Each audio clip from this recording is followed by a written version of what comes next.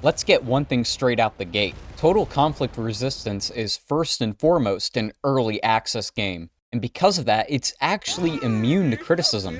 Because it's gonna get better over time, guys. Are you stupid? I mean, it's far from completion. Of course it's gonna be rough around the edges. Oh, wait. You mean to tell me despite playing like it's an early alpha, it's actually in its late stage beta? And despite feeling like a glorified proof of concept at times, it costs $30 off sale, and they've already started releasing paid DLC for it?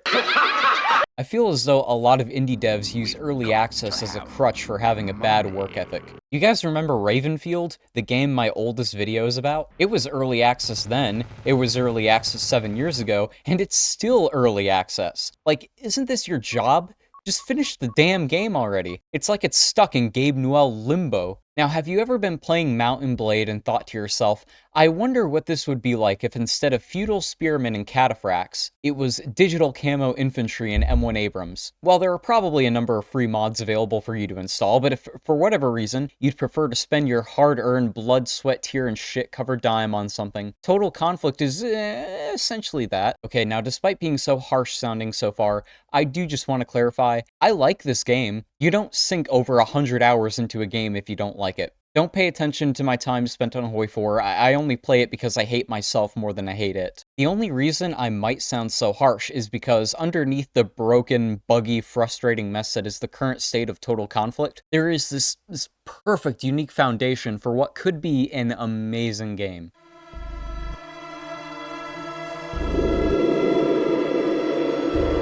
John Carmack, the lead developer of Doom, once said, "A story in a video game is like a story in a porno. It's expected, but it isn't important." Now, when it comes to strategy games, I generally agree. I mean, Command & Conquer Red Alert literally just looks like a porno. You cannot be serious. Come, Comrade General.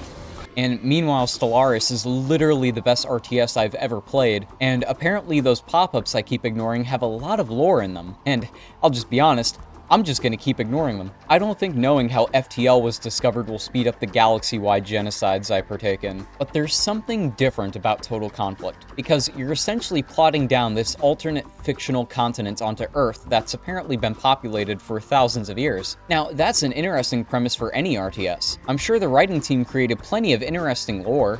You stupid. I mean, the bad signs start off the bat when you consider that I am 95% sure that some of these leader portraits are AI generated. Look at all these. This is fine, but what the fuck is going on here? Unfortunately, the only things of substance you get from the bland lore dumps at the beginning of each game, the west side of the mainland is democratic, the east side is communist. There is technically an endgame objective, the unification of the entire world map, because apparently it used to be unified at one point, before suddenly fragmenting. Don't ask what the empire was called, I don't remember. But it's not like the game requires you to do so, or even provides conditions for a victory or endgame. Depending on the nation you start off as, you get a different lore dump at the start of the game, that in practice are essentially all the same. All of them tell you how, oh, these people to the north, south, east, west are our best friends, and oh, these people to the north, south, east, west are evil and need to be wiped out without mercy. We are the true heirs to Cambridia. I mean, you only need to make the comparison to Bannerlord. That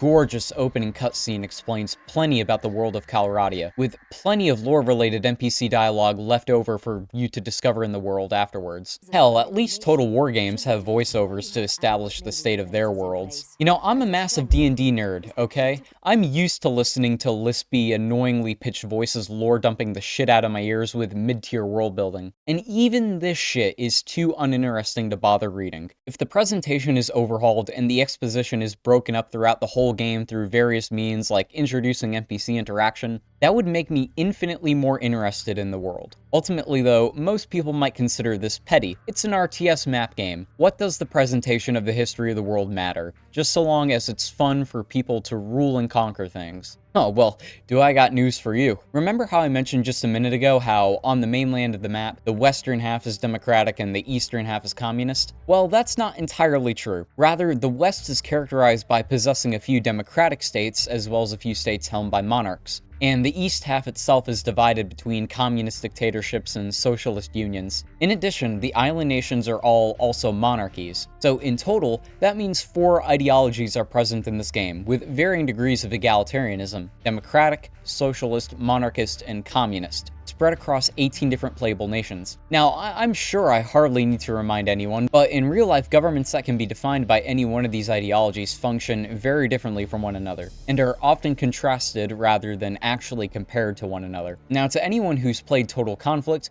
you'll know that rebels are absolutely a thing that exists in this game. The LARPing, Antifa, anarchist-looking asses that they are. No mercy for any of them. And recently added to the game, there is now a tab for passing social and military policies that tweak various aspects about your country. So to anyone who hasn't played the game, you might now be thinking, well, Total Conflict sounds like a really in-depth government management sim. I mean, there are rebels, government types, and let me stop you right there. Governments are not a thing in this game. Let me repeat that. In this geopolitical RTS map game, governments are not a thing. I know you're going to point out that there's a diplomacy tab and a lawmaking tab, but have you played this game?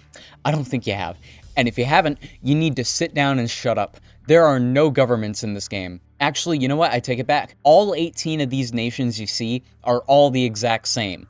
Communist. Because they all have the exact same command economies where the player controls everything that gets built, and the exact same policy progression leading towards heading a militarized workers' union state. I'm not even joking. The laws and policy tab is an exact copy-paste across the entire roster. I don't remember the United States having a state Hero of Labor award. So why does Sambro, a republic that is basically copying our God-given flag, have one? And even if there were unique laws and policies divided up between the ideologies, I honestly just hate this tab in general. None of these feel like I'm passing laws. It feels like a smaller, less fun version of the game's military tech tree. It's like I'm just researching little bonuses that for whatever reason require a shit ton of money, and that honestly I could have gone without, instead of actually personalizing my country and creating any real sense of a type of government. Go back to Stellaris again as an example. Think about how your civilization's policies are managed in that game, and about how diverse the options are. You have stances on wartime philosophies. Are you even allowed to declare wars anyway? What's your policy on trade? Does it exist to maximize wealth, or do you use it to improve the lives of your subjects? What about your stance on border security? Is immigration something you take in strides, or is it completely locked down? Slavery even, is it part of your society, or do you treat it as an absolute evil? Now, as much as it pains me to admit, no, you don't need slavery for your game to be good. And I know what you're probably thinking right now. Oh, Total Conflict is a totally different type of game than Stellaris. It has completely different vision for what it wants to accomplish. Well, just hold on, I agree. That's fair to say. I don't expect the same exact systems to be in TC as in Stellaris. I do, however, expect there to be something that's actually good, though. Like, what's here is on par with what I might expect to find in a Flash game. For $30, I would definitely expect some actual good dynamic policymaking, and actual government management systems. Like, come on, get creative, give me a cabinet and ministries. Let me pull a Russia in one of the communist states and put an ex-farmer as my defense minister or something. Give me the option to set an outrageously high tax rate as a monarchist state. Do something, anything to actually make these countries feel like actual countries and to make their supposed ideologies stand out. Okay, but what of the rebellion? What purpose do rebels serve in this game? Well, summed up, they have none. You see that little scale right there? That's your stability modifier. The lower the number, the higher the chance a rebel army will spawn of a random size. What can rebels do? Well, they can sit. They can attack cities. That's it. That's all they do. Again, there's nothing dynamic about these rebels. They just serve as an annoying obstacle that spawn in at the total whim of RNG. The most dynamic that rebels can get is that sometimes a few of your units may defect to their side. And also, depending on the region they spawn in, their flag is different. So technically, that means there are another 16 factions in the game, that being the rebels for every country. But it's not like they act any differently to one another or have any personalities or traits, or have the ability to interact with the world in any other way other than rage shit. I mean, how cool would it be if the rebels could form alliances and pull other powers into their war against you? That's how we Americans fucked Britain hard. We got France and Spain to gangbang their European and Indian holes. How cool would it be if they could press demands on you? Like, hey, we're from a region you've conquered. We want you gone to give the towns you've stolen back. Or we'll launch a revolution to oust you. And if you refuse, maybe instead of a single rebel group popping in said region, a few of them rise up. But like, maybe the majority of them are poorly equipped riflemen. Circling back to creating a more in-depth policy system, what if your government became too totalitarian or set taxes too high? If taxes were even a thing. And small partisan groups began to spawn in, along with events kicking off here and there where a few of your troops get killed by terrorists. And things like money, weapons, and vehicles get stolen. And they keep popping up until you revert the law or manage to pacify the regions affected. Fuck it, what if you could just straight up become the rebels? Full on start and lead a huge, bloody civil war to remove the current government. That'd be a fun as shit engaging challenge. Hell, you even used to be able to do that way back when, but they removed the option to play as rebels for whatever reason. So instead of working to flesh out this interesting feature, they cut it out and gave us these mediocre at best mechanics instead. I can think of no other reason for why they did that other than either a complete lack of vision, or they thought what I just said and went, nah, that shit's too much work. Just rebrand the tech tree and time more shit to RNG. Now, I'll admit, I don't know a ton about video game programming, and I have no idea how busy this team's schedule is outside of this game they're working on. But at the end of the day,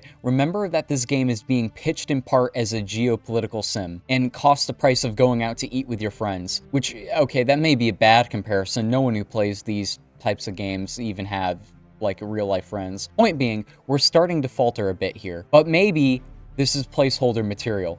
There's no indication from the devs that it is, but let's be liberal for a moment. I mean, every game has its weak spots. Maybe, by accident, that's what we decided to cover first. What about diplomacy? Something much more important to a grand RTS game than rebels and a border policy. Is diplomacy gonna salvage the political mechanics?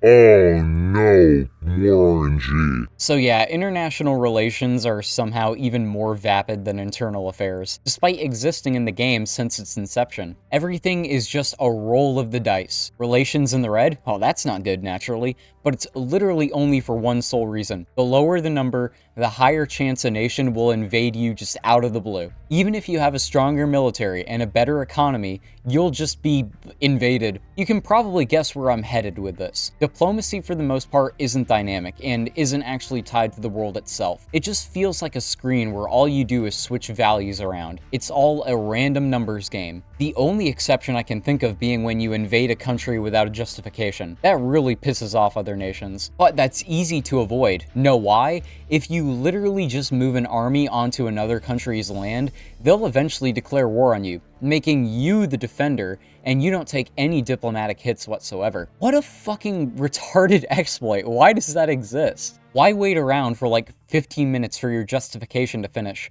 when you can just bait the target country to ditch their allies and take you on solo every time? And it's not even like broken illogical war declarations are the only problem with the diplomacy system. The overwhelming majority of your time spent in this menu will be you spamming the improve relations plus bribe combo. There's no real reason to not be constantly doing this. You don't want hostile neighbors, or hell, even neutral neighbors, because they'll also randomly invade you unprovoked. Let's speedrun this shit. The meta strat is to spam this combo as often as possible for every country from closest in proximity to furthest. Once every number is green, spam the non-aggression pact plus bribe combo for those countries in the same order until by the grace of RNG Jesus you've ribbon-tropped yourself a secure border. Once you've done that, congrats. You never have to touch this menu for the rest of the game. Just sit there and divide and conquer at your leisure. I will say one good thing about diplomacy in this game though. I think trade is handled pretty decently. This tab right here is the market tab, and here you can see all the items you have up for sale and all the items other countries are selling off. You can sell basically everything in this game. Every resource, product, model, firearm, or tank, APC, truck, the ammo is pretty helpful and satisfying too when you manage to standardize your military equipment, sell off these massive stockpiles of mishmash weaponry and old vehicles. But what I like to do most, when I'm not at war with someone, I'll spam out these civilian cars from all my factories. They're cheap, quick to make, and in droves can bring in a shit ton of cash. Now, I know what you may be thinking. Hey, Ethan, that sounds a little exploitative.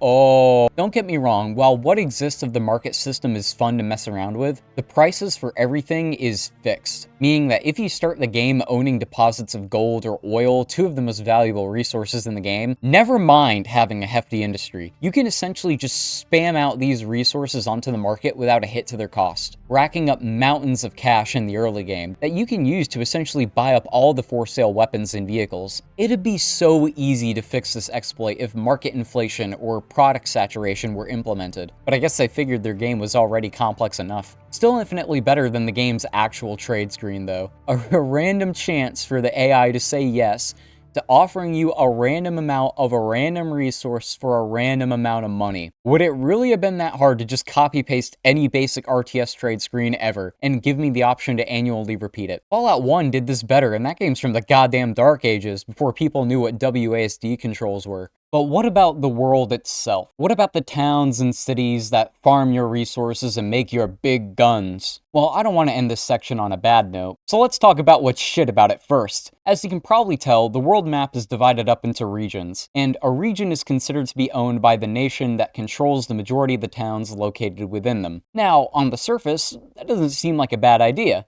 It might even make sense, but in practice, it does not mesh well with the gameplay at all. This has happened to me too many times. Imagine you declare war on a country and take one city in one of the regions, but something happens that halts your advance. Like, the army you sent in got mauled pretty badly, or someone else invaded you while at war. So, you sign an armistice and get to keep the one city you took. Yeah, that army is stuck in that occupied territory. You're not getting it back. If you so much as even move it a few pixels out of the city model, you are getting your ass declared war on, and you will be fighting a two-front war. Of course, you could always go back to spamming improve relations in the hopes of getting a non-aggression pact, but what's the point? I want to kill them, so why invest the bribes in one-use diplomatic actions? And the thing is, this isn't really something you can fix. I mean, what, I occupy part of their region, therefore I can just move about their region consequence-free? No.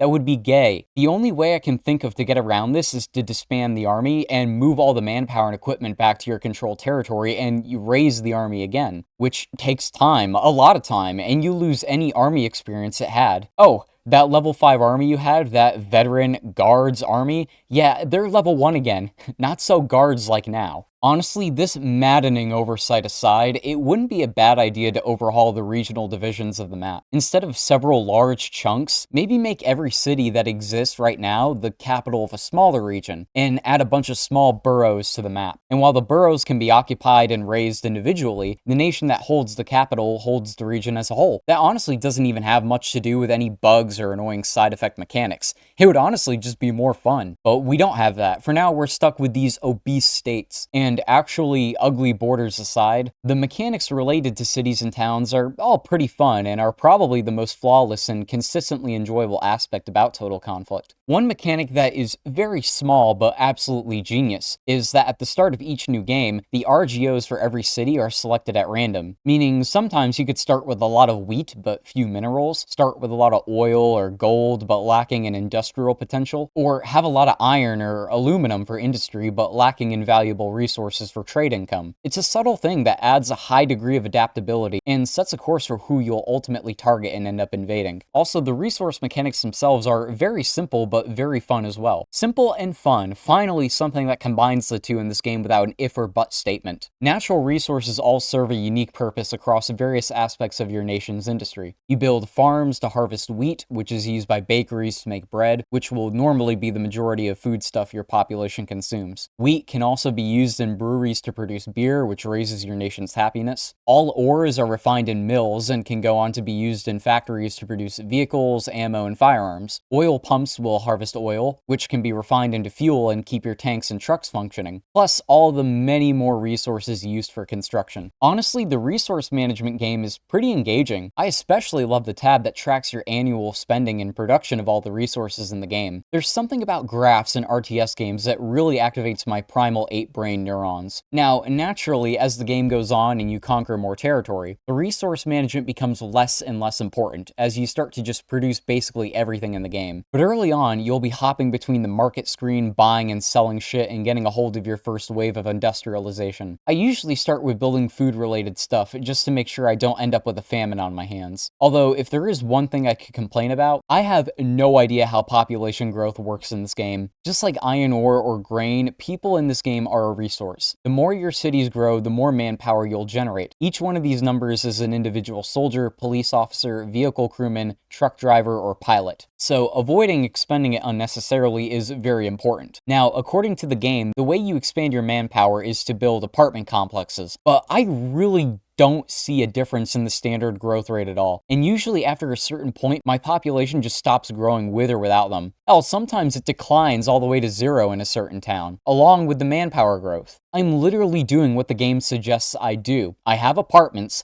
plenty of food, and good stability, and nothing happens. So I am left with no other option than to assume that this is yet another broken, buggy feature in need of a fix. You know, I tried to end this bit on a positive note, I really did, but I honestly just couldn't. Did you know this game costs $30 off sale? Thank you, Thunder Games, for building such a beautiful program. You will buy it today.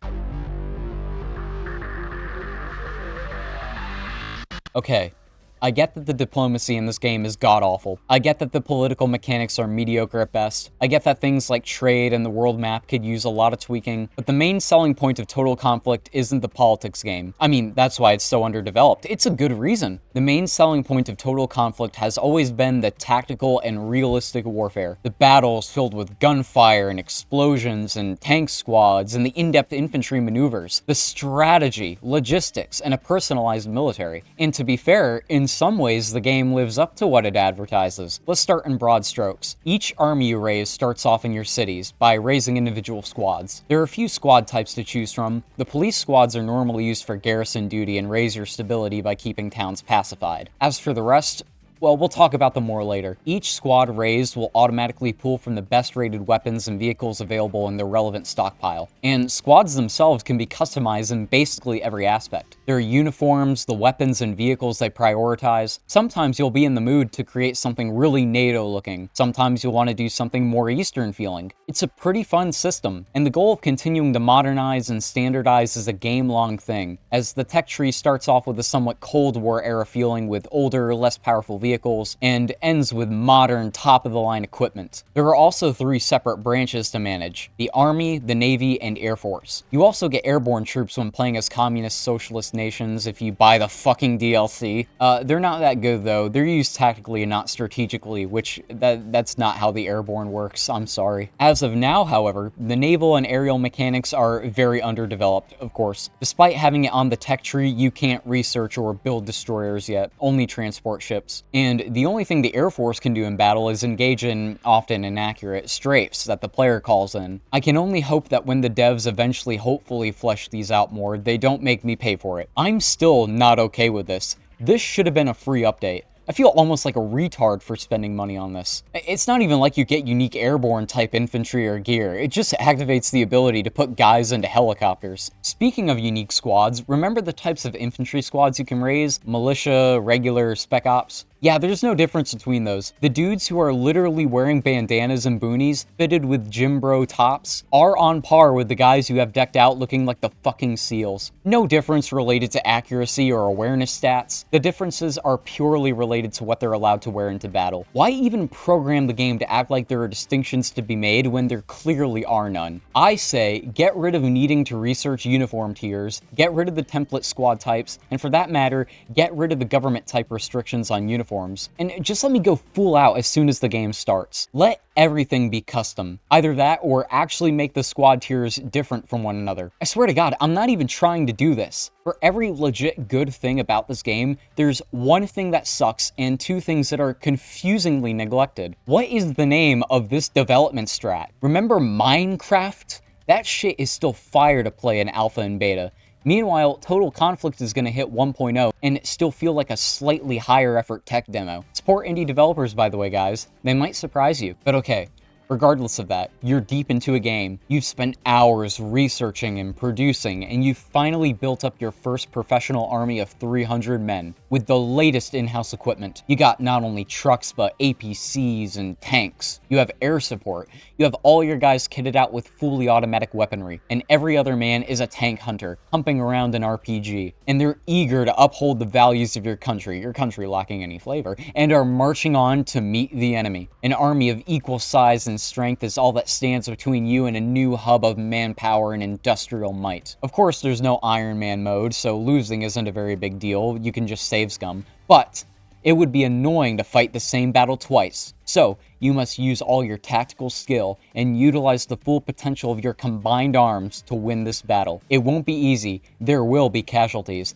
but for the sake of all that is good, you will prevent you just form a big firing line and let the AI march into it. Easily. That is literally how you will win 4/5 of the battles you fight in this game. I mean, sure, you could actually try to maneuver your squads and push up with your armor, but you'll quickly find out why that is honestly just such a sucky idea. Because you only need to fight a couple battles to quickly discover that this game has the worst AI ever added into an RTS game in all of recorded history. There's better AI in a game of Sanat, and that's just a literal board game the ancient Egyptians played. I basically just have a long-ass list next to me of all the flaws with the battles in this supposedly tactical warfare sim. I guess we'll start off with the foundationals first. The strategic view. You might be wondering, how the fuck do you fuck up a strategic view? Well, a large chunk of the commands don't work. The most infuriating of them being when you tell an infantry squad to enter a house. Sometimes they just never enter the house at all. Sometimes a few of them enter, but most of them just stand outside in a straight line. Never do all of them enter the house together. They also take their sweet ass time arriving. When you think of infantry capturing a house or a building of any kind, you probably imagine them rushing it, running to it as fast as they can manage, making sure it's secure, then setting up in cover. And of course they would. It's a power position after all. Houses can be hard to capture. Not here though. They'll get there eventually. Haven't you ever read The Rabbit and the Turtle or whatever? Of course there are other issues with even basic commands. Sometimes your troops just don't listen to you when you tell them to move, or they'll just move forward on their own. Sometimes they don't dismount vehicles when you tell them. Sometimes they won't hold fire when you tell them. They really just do whatever they want. Just like real soldiers, obviously. Compare this to Mount and Blade, the inspiration for TC. As soon as you issue a command, your troops snap to it every time, without fail. You get the satisfying animation, the voice line, and the sounds and movements of your formations.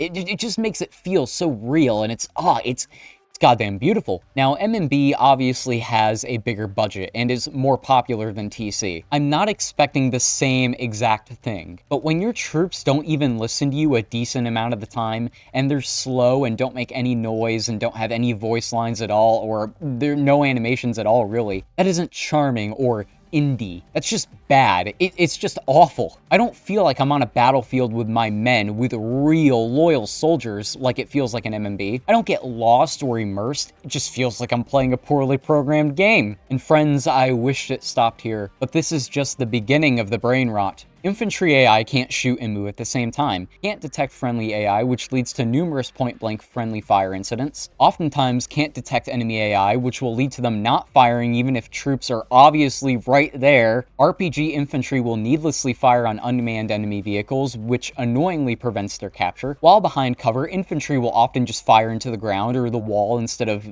peeking or dynamically shifting their line of sight. Infantry will often spam frags, smoke, and flash grenades as soon as the enemy becomes visible, even if out of range, which only leads to more casualties and disorientation among your own ranks. Even in regards to vehicles, the AI is awful. Take tanks with an open gunner's canopy like the M113 APC and the Humvee. What do you think happens when the gunner is killed?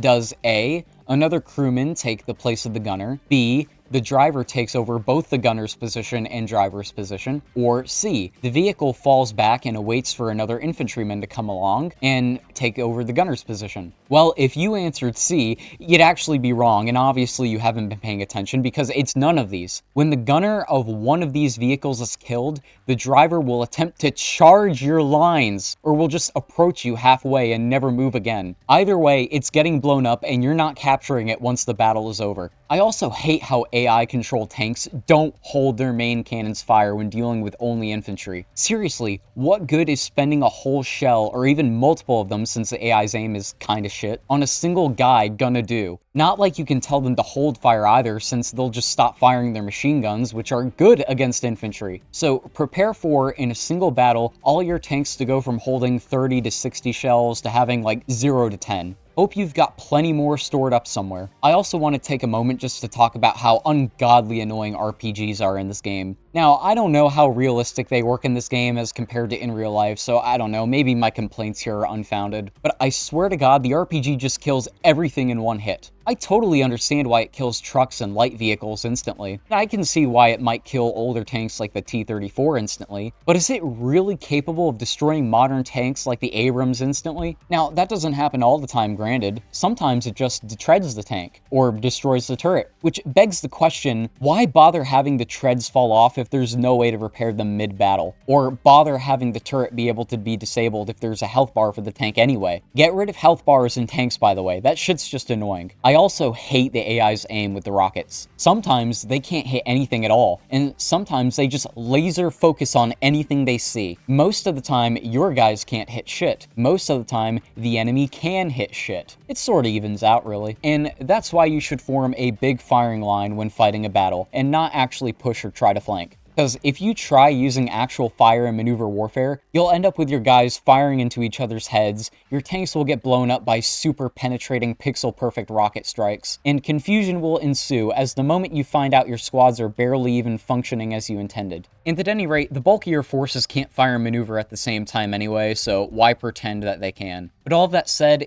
yes, there is fun to be had, especially when you're in an APC or a tank mowing down infantry by the dozen, feeling like you're in that final battle scene from Fury, and hitting trucks as they come up into view. Maybe even playing Lone Wolf as an infantry guy with one of the many actually fun to handle rifles, and sniping a bunch of enemies. But if you'll think you'll have as much fun playing exclusively from the strategic view screen, nah, you won't. If you want my honest opinion, well, beta 0.01.3, more like 0.01.3 out of 10.